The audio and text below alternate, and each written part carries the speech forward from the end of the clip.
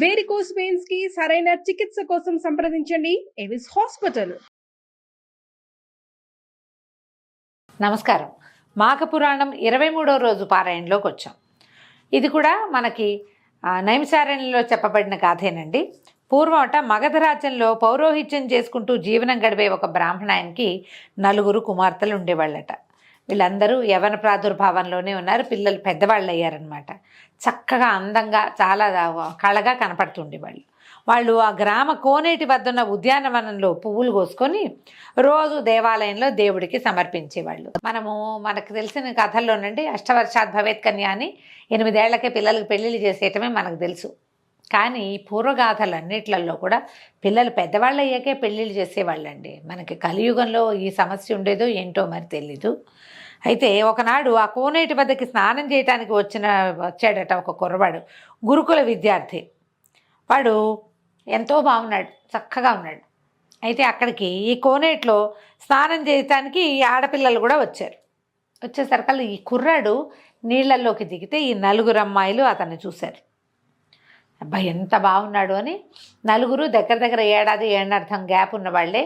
చిన్నపిల్లకు 15 ఏళ్ళు ఉంటాయి, పెద్ద పిల్లకు 20 ఏళ్ళు ఉన్నాయి. ఈ యవన ప్రాదుర్భావంలో యవనం వచ్చిన పిల్లలు ఏం చేశారట, ఈ ఆడపిల్లలు చక్కగా అందంగా ఉన్నాడు, బ్రాహ్మణ విద్యార్థి కనపడుతున్నాడు, శిఖ ఉంది, యజ్ఞోపవీతం ఉంది, స్నానం చేస్తున్నాడు. అబ్బాయి దగ్గరికి వెళ్ళి మమ్మల్ని వివాహం చేసుకో, మా నాన్నని వచ్చి అడుగు, మేము నేను పెళ్లి చేసుకుంటాం, నువ్వు ఎంతో నచ్చావు మాకని అడిగేసరికల్లా బలవంతం కూడా చేశారట. కామము, ప్రేమ, మోహం అనేవి విద్యాభివృద్ధికి ఆటంకాలని భావించిన బంగారు కొండ విద్యార్థి బ్రాహ్మణ కన్యల కోరికని సున్నితంగా తిరస్కరించాడు. అబ్బాయి నేను చదువుకుంటున్నాను, వివాహాలు అవి చేసుకోను, ఇట్లా దారైపోయే వాళ్ళని అసలు చేసుకోను, మా అమ్మ నాన్న చూసిన సంబంధం చేసుకుంటానన్నాడు. ఇంత బంగారు కొండను ఎక్కడైనా చూసామండి? పురాణ కాలంలో కూడా తక్కువే చూస్తాం. ఈయన ఒకడే కనపడ్డాడు.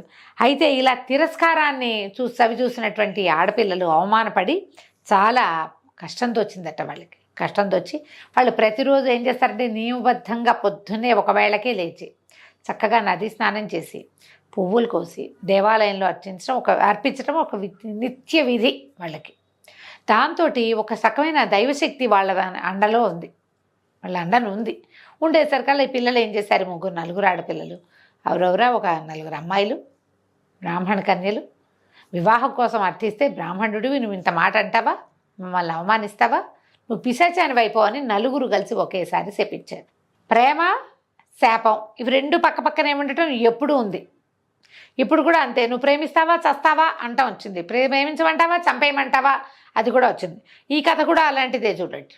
మనం ఇదే కాదండి, దేవయాని కచదేవయాని కథల్లో కూడా మనకు అదే కనపడుతుంది. దేవయాని ఎంతో పంచప్రాణాలుగా ప్రేమిస్తుంది కచుడిని. అతను వివాహానికి తిరస్కరించిన వెంటనే నువ్వు నేర్చుకున్న విద్యంతా పోతుంది నీకని శపించేస్తుంది. అంత ప్రేమించిన వాళ్ళు ఎట్లా శపిస్తారో అర్థం కాదు అంటే ఆ తిరస్కారాన్ని సహించలేరు.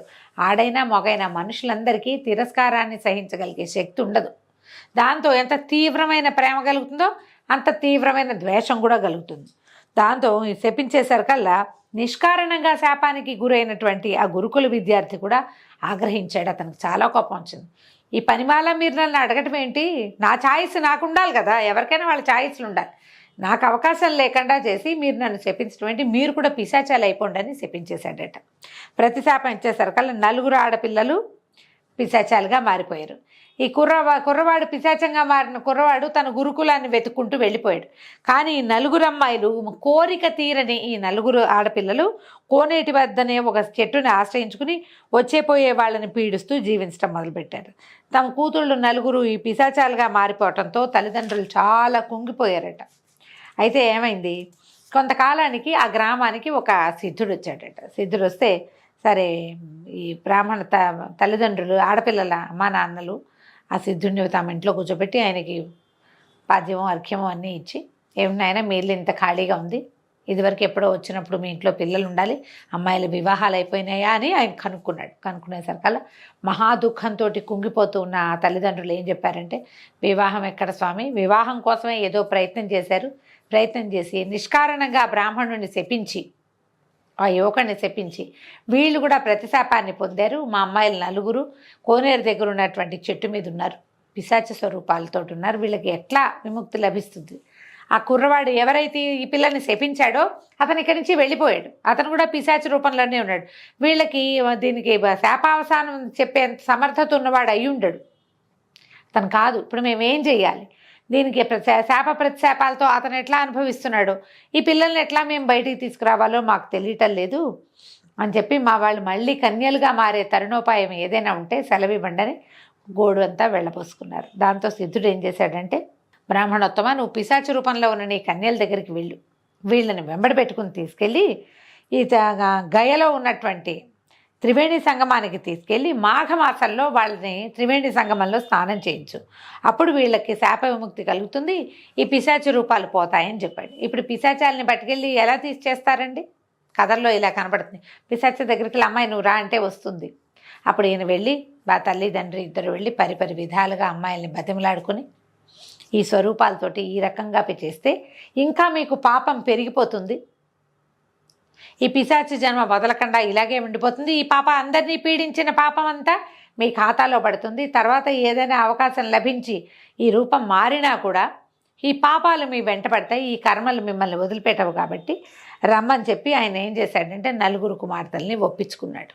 ఒప్పించి ఆయన తన వెంట పెట్టుకుని తీసుకుపోయాడు. అంటే ఆయన బయలుదేరాడు, ఈ వెనకాల ఇవి కూడా వెళ్ళినాయి అన్నమాట.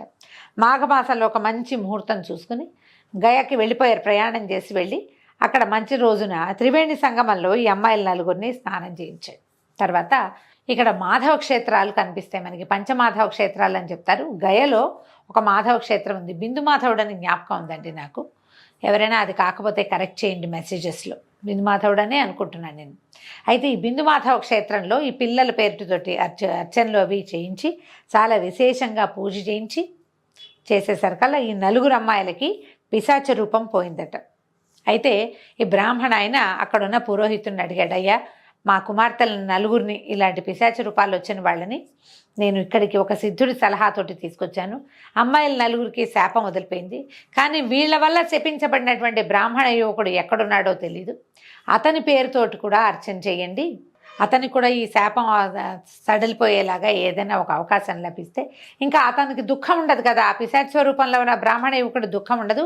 ఆ దుఃఖం నా పిల్లల్ని వెంటాడకుండా ఉంటుందని పరిపరి విధాలు ప్రార్థిస్తే ఆ మాధవ క్షేత్రంలో ఉన్న అర్చక స్వామి ఏం చేశాడు, ఆ కుర్రవాడి పేరు అది తెలియదు కానీ ఈ బ్రాహ్మణ యువతలతోటి శపించబడిన కుర్రవాడిగా అతనికి ఒక పేరు పెట్టి అతని పేరుతోటి కూడా అర్చనలు చేయిస్తే క్రమంగా ఎప్పటికో అతనికి కూడా తను స్నానం చేయలేపాడు కదా, నదీ స్నానం. అయితే నదీ స్నానం చేసేలాంటి ప్రచోదనం అతనికి లభించాలని పరిపరి విధాలుగా ప్రార్థన చేసి బ్రాహ్మణ ఆయన పిశాచ స్వరూపాలు పోయి ఉన్నటువంటి తన 4 కన్యల్ని ఇంటికి తీసుకొచ్చుకున్నాడు.